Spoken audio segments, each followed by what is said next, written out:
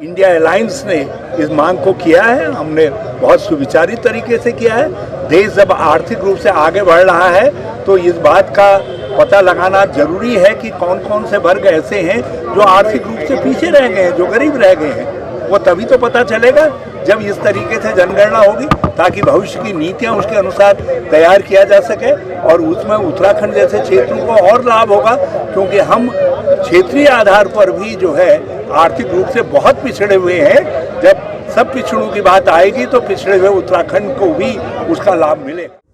जिस तरीके से संवैधानिक आरक्षण को समाप्त किया जा रहा है, सुनियोजित तरीके से पदों को भरा नहीं जा रहा है रिक्त पड़े हुए, और जो पद जो पब्लिक सेक्टर अंडरटेकिंग थी उनको पूंजीपतियों के हाथों में बेचा जा रहा है, और इससे आरक्षण को पूरी तरीके से निरर्थक बनाने का जो प्रयास हो रहा है वो संवैधानिक न्याय के लिए उस पर प्रहार है, चोट है। हम सत्ता में आएंगे तो हम 2014 को मापदंड मान करके जो पद खाली पड़े हुए हैं उन सारे पदों को भरेंगे। मिल को बेचने का जो षड्यंत्र है, हम उस षड्यंत्र के खिलाफ हैं। इसका मॉडर्नाइजेशन होना चाहिए और इसकी वजह से यहाँ सारा ग्रीन बेल्ट जिंदा है, तो हम चाहते हैं उसका मॉडर्नाइजेशन भी हो और साथ साथ चीनी गन्ने का खरीद मूल्य घोषित हो और वो 425 से ऊपर हो। ये ट्विन सिटी को बेचने का जो इनका दिली इच्छा है वो अभी इन्होंने समाप्त नहीं की है, और इसीलिए डोईवाला में जो लॉ यूनिवर्सिटी खुलनी थी उसको ये लटकाने में लगे हुए हैं, उस मामले को भटकाने में लगे हुए हैं, लटकाने भटकाने और झगड़ा करवाने में लगे हुए हैं जो है।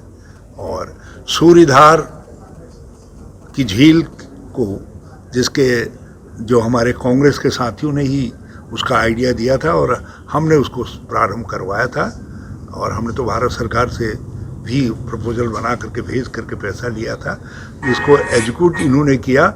इन्होंने सूर्यधार परियोजना के को जो है बंटाधार परियोजना में बदल दिया है, और अब ये बात मैं भाजपाइयों पर छोड़ता हूँ कि वो आपस में तय कर लें किसने कितना माल उसमें बांट करके खाया है, क्योंकि उनके पर्यटन मंत्री ने ही ये आरोप लगाया है कि इसमें घोटाला हुआ है। अब उस घोटाले में किसका कितना हाथ है ये जो है मैं भाजपा के मंत्री तय कर लें किसका कम मिला है, किसको ज़्यादा मिला है। लेकिन हमारा आरोप ये है कि सूर्यधार योजना को इन्होंने बंटाधार परियोजना में बदल दिया है।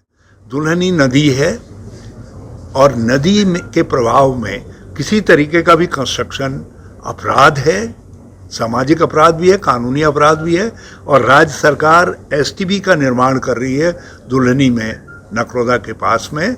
हम उस प्रयास की निंदा करते हैं, और उसकी वजह से पूरी पिंडर